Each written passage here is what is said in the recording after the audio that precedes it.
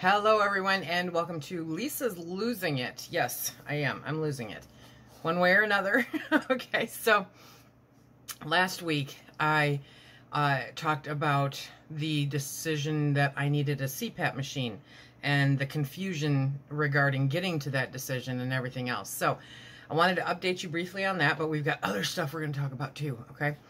So I spoke with back and forth. I mean, in one morning, I went back and forth from the bariatric clinic, who told me I should be able to get the results from the sleep study people. So I called the sleep study people, who told me I'm supposed to get the results from the doctor that ordered it, which was the bariatric clinic. So I went back to the bariatric clinic, who said, we are just not sure what's going on. And we will have somebody call you back. I said, okay, that would be great. Thank you very much. So that was on Thursday. On Friday, I had a monthly visit that I'm doing until the surgery with my general practitioner. I'll probably keep going every month after for a little while too, because she's been remarkably helpful. So while I waited for that phone call back, right, I went to my PCP and told her what was going on. Seriously, I'm falling in love with this woman. And she's like, what the heck? So she went in, because this is all one hospital system, okay? Even though there's like hours apart, you know, it's all the same system. You would think that they would be able to talk to each other through this, but apparently that's not the case. But she goes, somebody input this 3 times since your study, and nobody could give you the results. I said, apparently nobody else could see it. I don't know what's going on. So we went through the results, and she printed them out for me, and then she wrote the prescription for me so that I didn't have to wait any longer. She wrote the prescription for me to go and get an APAP machine, not a CPAP machine. I told her I wasn't totally stoked about this, but that I had some folks, my little angels on the tube of you, who left me remarkable comments, great support and understanding, and basically told me, suck it up, Lisa. I do well with that kind of reinforcement. So I said, okay, so I'm going to do it. And she goes, well, that's good, because otherwise you're not going to have the surgery. I said, yeah, I know. So I said, do I just take this? There's a place in town where I thought maybe I could take it, or the next town over, which would have involved a whole nother day trip. But she goes, no, you can take it to that one. If they don't work, go to the other one. Okay, great. I said, have you heard anything about a delay in receiving them? She goes, no, not at all. I said, okay, I'll see what they say, you know. So I went and took care of some other stuff, and then made my way back through town and stopped there. And I walked in with my handy dandy little papers that I scanned through. I wish I'd have made a copy of them, but that would have been a half an hour back home and a half an hour, you know, back to town. So I didn't do that, but maybe I can get her to print me out another copy.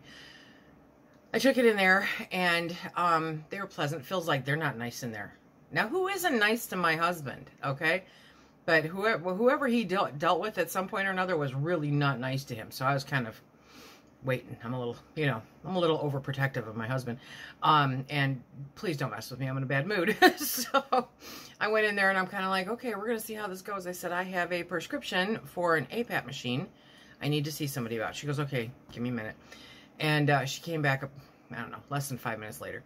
And she goes, okay, and she looked over the paperwork. She goes, what we're going to do is somebody from that department is going, I mean, this building is like a tiny little pole barn, right? She goes, somebody from that department is going to look over your prescription, make sure they've got all the information that they need, and then they are going to order it, and then they're going to contact you, because then it has to be titrated and all this stuff that I have no idea. I don't know the lingo. Unfortunately, I don't want to learn the lingo, but I'm going to. So I said, okay, great. Well, yesterday or the day before, I received a text message that said, okay, 7 to 10 days, we will have it, and we'll be contacting you again in order to get you set up. Okay. The one thing she did mention is that I have to use it, because the insurance will pay for it.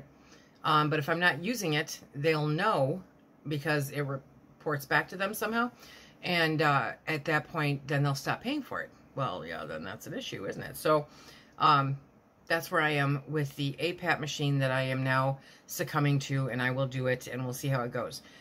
I talked to my doctor and I said, I talked to the folks at the bariatric clinic, and they said, some people do come off of it after surgery, some people don't. I think I discussed that last week. And I talked to my doctor, and she says that it's leaning very strongly based on what they wrote up in it from the sleep study that I could come off of it at some point after the surgery. I said, okay, give me something to look forward to. So that works. So, okay, that's all done. I spent quite a few days after talking with you guys last week feeling like I had just whined for, 10, 15 minutes, whatever it was. And I don't want to come on here and whine. And sometimes I'm a little overwhelmed with some of this stuff. Ask me about canning and I'll talk to you all day long. Ask me about this stuff and I am clueless. I have spent most of my life not going to the doctor. So the fact that we keep running across stuff, which, okay, segues into the next conversation.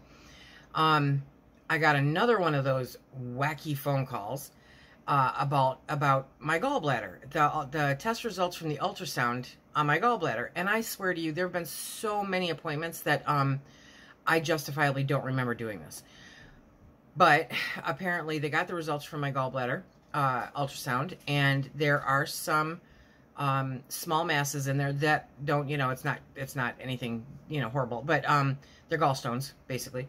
And I said, okay, so what does this mean? And she goes, well, I'll have the nurse call you.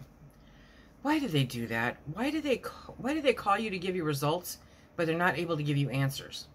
I'll never understand that. Anyway, so I got a phone call back a couple days later saying, I understand you had some questions. I said, well, yeah. What should I be worried about? Because I've done my research and I know that quite a number of people end up having their gallbladders removed after this surgery for various reasons. She goes, that was true.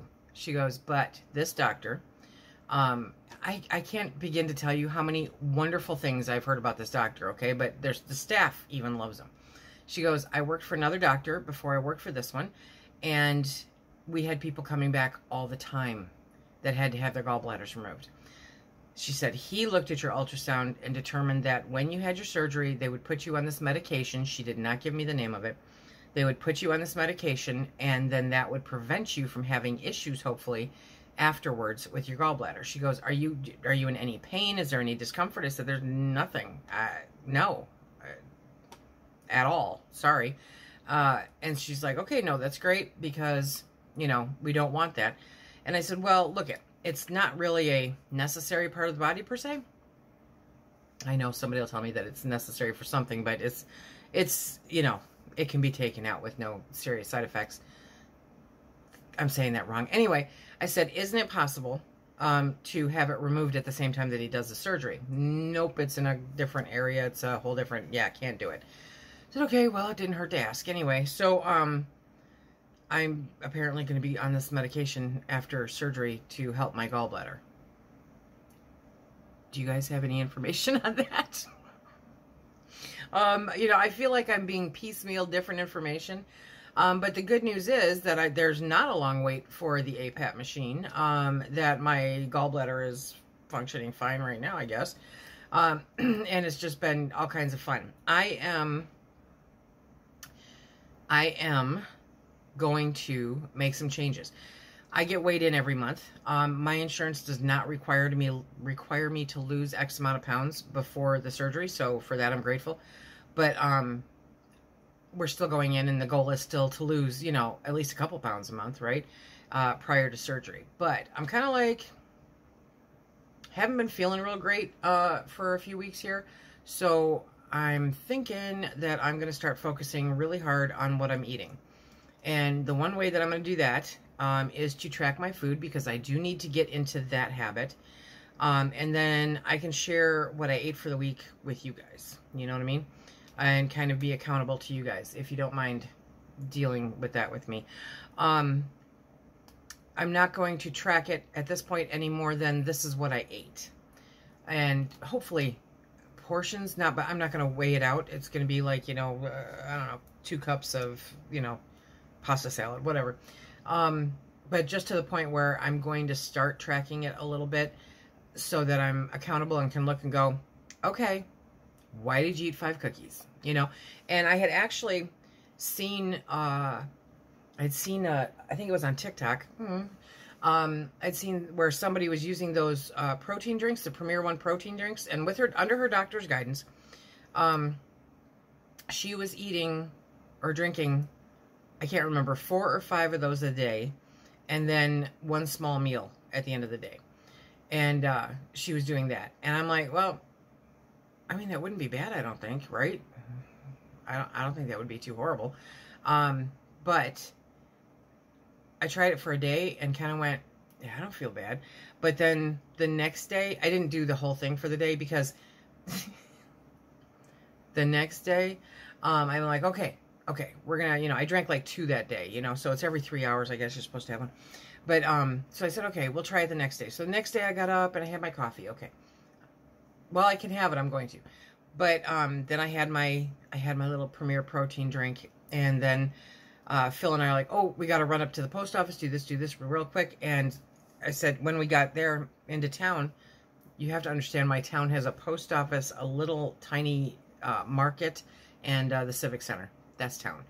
Anyway, so as we're heading in there, I said, you know what, can we stop at the market since it's next door to the post office, and across from the Civic Center, and can I get a cold water or something out of there? He's like, yeah, you know, we'll do that.